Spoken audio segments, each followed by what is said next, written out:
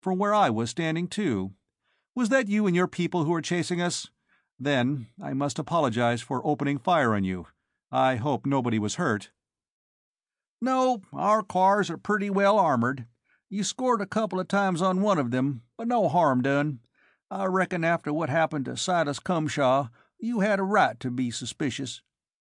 I noticed that refreshments, including several bottles, had been placed on a big wicker table under the arched veranda. "Can I offer you a drink, Captain, in token of mutual amity?" I asked. "Well, now, I'd like to, Mr. Ambassador, but I'm on duty," he began. "You can't be. You're an officer of the planetary government of New Texas, and in this embassy you're in the territory of the Solar League." "That's right now, Mr. Ambassador," he grinned. "Extraterritoriality. Wonderful thing, extraterritoriality." He looked at Hottie, who, for the first time since I had met him, was trying to shrink into the background. "And diplomatic immunity, too, ain't it, Hottie?" After he had had his drink and departed, we all sat down. Thrombly began speaking almost at once. "Mr. Ambassador, you simply must issue a public statement immediately, sir. Only a public statement, issued promptly, will relieve the crisis into which we have all been thrust." "Oh, come, Mr. Thrombly," I objected. "Captain Nelson'll take care of all that in his report to his superiors."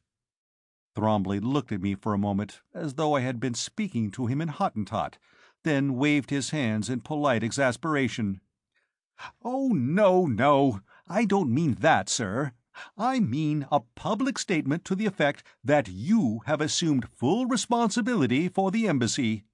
Where is that thing? Mr. Gomez!" Gomez gave him 4 or 5 sheets, stapled together. He laid them on the table, turned to the last sheet, and whipped out a pen. "Here, sir, just sign here." "Are you crazy?" I demanded. "I'll be damned if I'll sign that. Not till I've taken an inventory of the physical property of the embassy, and familiarized myself with all its commitments, and had the books audited by some firm of certified public accountants." Thrombly and Gomez looked at one another. They both groaned. "But we must have a statement of assumption of responsibility," Gomez dithered. "Or the business of the embassy will be at a dead stop, and we can't do anything," Thrombly finished. "Wait a moment, Thrombly," Stonehenge cut in. "I understand Mr. Silk's attitude. I've taken command of a good many ships and installations, and at one time or another I've never signed for anything I couldn't see and feel and count. I know men who retired as brigadier generals or vice admirals, but they retired loaded with debts incurred because as second lieutenants or ensigns they forgot that simple rule." He turned to me. "Without any disrespect to the charge d'affaires, Mr. Silk, this embassy has been pretty badly disorganized since Mr. Cumshaw's death. No one felt authorized, or to put it more accurately, no one dared to declare himself acting head of the embassy." "Because that would make him the next target?" I interrupted. "Well, that's what I was sent here for. Mr. Gomez, as Secretary of the Embassy, will you please, at once, prepare a statement for the press and telecast release to the effect that I am now the authorized head of this embassy, responsible from this hour for all its future policies, and all its present commitments insofar as they obligate the government of the Solar League. Get that out at once. Tomorrow I will present my credentials to the Secretary of State here.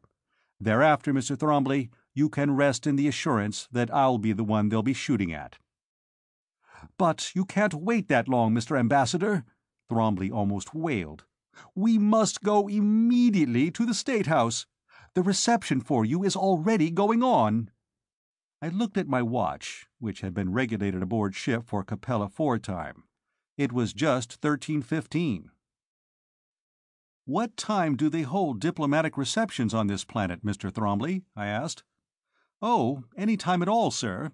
This one started about 0900 when the news that the ship was in orbit off-planet got in. It'll be a barbecue, of course, and—" "Barbecued super cow! Yippee!" Hottie yelled. what I've been waiting for 5 years." It would be the vilest cruelty not to take him along, I thought, and it would also keep him and Stonehenge apart for a while. "But we must hurry, Mr. Ambassador," Thrombly was saying. "If you will change now to formal dress—" And he was looking at me, gasping. I think it was the first time he had actually seen what I was wearing. "In native dress, Mr. Ambassador." Thrombly's eyes and tone were again those of an innocent spaniel caught in the middle of a marital argument. Then his gaze fell to my belt, and his eyes became saucers. "Oh, dear! And armed!" My charge d'affaires was shuddering, and he could not look directly at me. "Mr. Ambassador, I understand that you were recently appointed from the consular service. I sincerely hope that you will not take it amiss if I point out, here in private, that—" "Mr. Thrombly, I am wearing this costume and these pistols on the direct order of Secretary of State Gopal Singh." That set him back on his heels. I can't believe it," he exclaimed. "An ambassador is never armed." "Not when he's dealing with a government which respects the comity of nations and the usages of diplomatic practice, no," I replied. "But the fate of Mr. Cumshaw clearly indicates that the government of New Texas is not such a government. These pistols are in the nature of a not too subtle hint of the manner in which this government here is being regarded by the government of the Solar League." I turned to Stonehenge. "Commander, what sort of an embassy guard have we?" I asked. "Space Marines, sergeant and 5 men. I double as guard officer, sir." "Very well. Mr. Thrombly insists that it is necessary for me to go to this fish fry, or whatever it is, immediately. I want 2 men, a driver, and an auto rifleman for my car. And from now on, I would suggest, Commander, that you wear your sidearm at all times outside the embassy." "Yes, sir." And this time Stonehenge gave me a real salute. "Well, I must phone the State House then," Thrombly said. "We will have to call on Secretary of State Palm and then on President Hutchinson."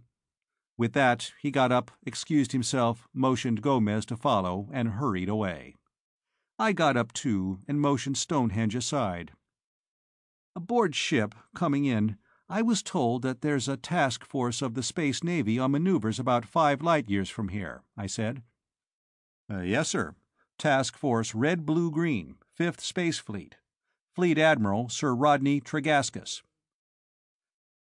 "Can we get hold of a fast spaceboat with hyperdrive engines in a hurry?"